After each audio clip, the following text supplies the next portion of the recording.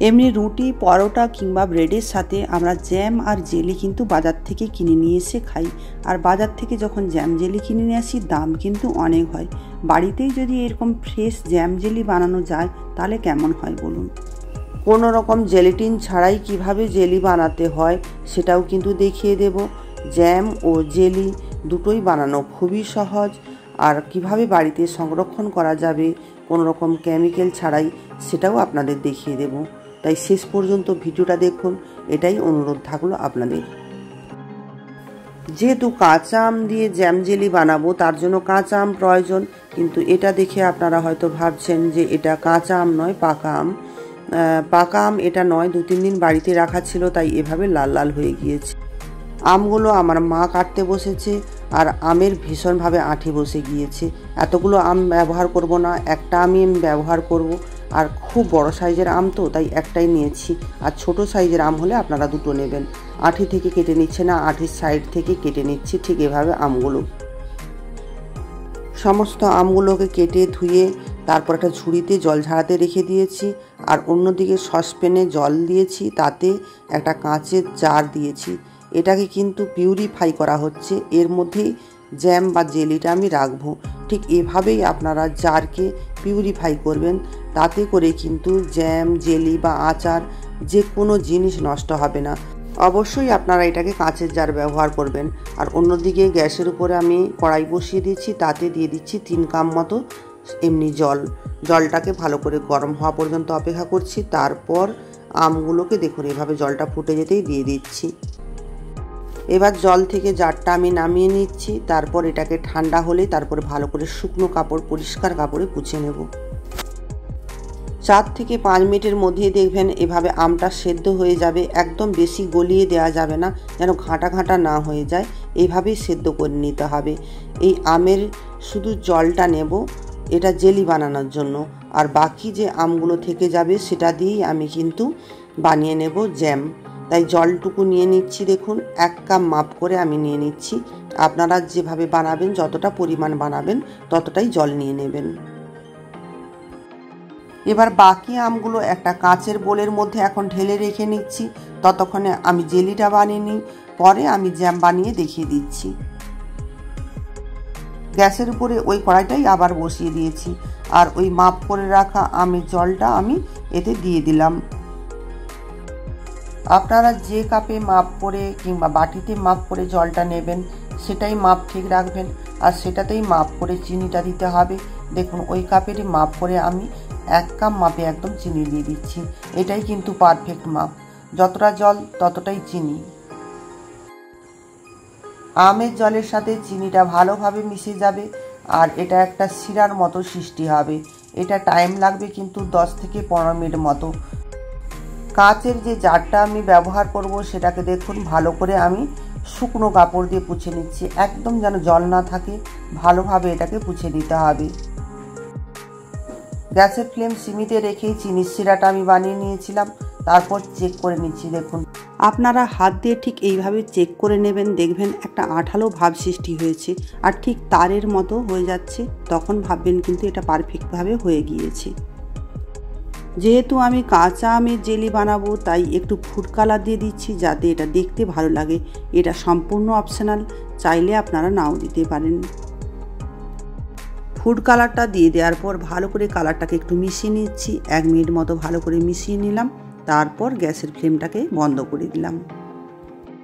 এবার জেলিটাকে আমি সেই পিউরিফাই করা জারের মধ্যে দিয়ে দিচ্ছি। একটা স্ট্রেনারের সাহায্যে এটাকে ছেঁকে নিচ্ছি যাতে কোনো কিছু না থাকে এর মধ্যে। একটা চামচের সাহায্যে দেখুন ওপরে যে একটা ফেনা মতো থাকে সেটাকে আমি উঠিয়ে নিচ্ছি, যাতে জেলিটা একদম ফাইন দেখায় তার জন্য। একদম পরিষ্কার, কালারটাও কিন্তু খুব সুন্দর হয়েছে। দেখেই আশা করি বুঝতেই পেরেছেন এটা একদম পারফেক্টভাবে রেডি হয়েছে। এবার আমি আমের জ্যামটা বানাবো। তার জন্য দেখুন আগে থেকে যে পাল্পটা রেখেছিলাম সেটাকে ঠিক স্ট্রেনারের সাহায্যে ভালো করে ছেঁকে নিচ্ছি। আমের পাল্পটা ঠিক 1 কাপের থেকে একটু বেশি পরিমাণ আমি নিয়েছি, আর ঠিক সেই কাপেরই মাপ করে চিনিটাও দিয়ে দিচ্ছি। আপনারা জ্যাম বানানোর জন্য যতটা আমের পাল্প নেবেন ঠিক ততটা পরিমাণেই চিনিটা দেবেন। এবার চিনিটা গলে গিয়েছে, এখানেই আমি দিয়ে দিচ্ছি 1 টুকরো দারুচিনি। এই দারুচিনিটা দিলে কি হয়, জ্যামের সেন্টটা খুব সুন্দর হয়, তাই এটা টেস্টটা ভালো করার জন্য দারুচিনিটা অবশ্যই আপনারা দেবেন।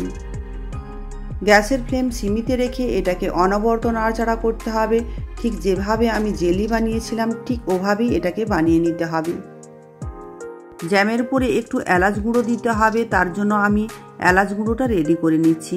এলাচ দিয়েছি ছোটো এলাচ, তার সাথে একটু চিনি দিয়ে দিলাম, কারণ এটা যদি দেওয়া হয় তাহলে পেস্ট করতে সুবিধে হয়, আর অল্প পরিমাণ এলাচ হলে কি হয় পেস্ট হয় না, তাই চিনি দিয়ে এটাকে ভালো করে ফাইন পেস্ট করে নেব।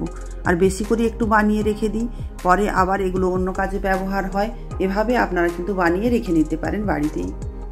ট্রেনারের সাহায্যে ফাইন পেস্টটুকু নিয়ে নিলাম, আর ওপরে যে খোসাটা এটা ফেলে দেব না, এটা আমি চা পাতার উপরে দিয়ে দেব। চা যখন খাবো তখন কিন্তু এলাচ পাউডারের গন্ধ বেরোবে, তার জন্য আমি এটাকে ফেলে দেব না, এটা অন্য কাজে আপনারা ব্যবহার করে দিতে পারেন। আর ওপর থেকে দেখুন জ্যামটাও প্রায় রেডি হয়ে গিয়েছে, এলাচ গুঁড়োটা দিয়ে দিলাম। এলাচ গুঁড়োটা দিয়ে দেওয়ার পর এটাকে মিশিয়ে নিলাম। তারপর আমি জ্যামটাকে একটু দেখে নিচ্ছি হাত দিয়ে এটা রেডি হয়েছে কিনা। হাত দিয়ে ঠিক একইভাবে যেভাবে আমি জেলিটার টেস্ট করেছিলাম, একটা তারের মতো সৃষ্টি হবে। যখন দেখবেন হাতের মধ্যে তখন ভাববেন এটা হয়ে গিয়েছে, আর এটা একদম রেডি। আমি গ্যাসের ফ্লেম কিন্তু বন্ধ করে দিলাম। বন্ধ করে তারপর আমি এটা কাঁচের পাত্রে রেখে নিচ্ছি। এই জ্যামটা ঢেলে নেওয়ার পর আমি আরেকটা জ্যাম বানিয়েছি, সেটা আপনাদের ক্যামেরাতে দেখালাম না। সেটা গ্রিন কালারের জ্যাম বানিয়েছি, আর ঠিক একই পদ্ধতিতে বানিয়েছি, শুধু গ্রিন কালারটা দিয়ে দিয়েছিলাম। 2 কালারেরই কিন্তু জ্যাম হয়েছে। আপনারা চাইলে 2 কালার যদি মনে হয় যে একটু সবুজ কালার হলে ভালো লাগবে, কিংবা অরেঞ্জ কালার, যে কোনো ফুড কালার দিয়ে আপনারা কিন্তু রেডি করে নিতে পারেন। তাতে কিন্তু বাচ্চারা বেশ আনন্দের সাথে খায়।